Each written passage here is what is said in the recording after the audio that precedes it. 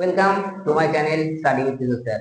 আজকে আমি অ্যাপ্রোপ্রিয়েট প্রিপোজিশনের দ্বিতীয় ক্লাস নিয়ে উপস্থিত হয়েছি। দেখো, অ্যাবাইড অ্যাবাইড বাই মানে মেনে চলা।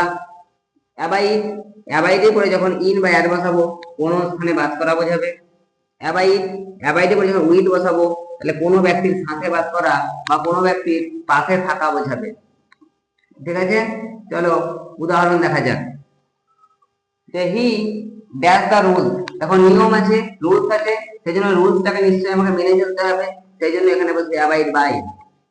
I shall not abide long, আমি দীর্ঘদিন বাস করব না ড্যাশ মুম্বাই, মুম্বাই একটা শহরের নাম, এখানে বাস করা বোঝাচ্ছে।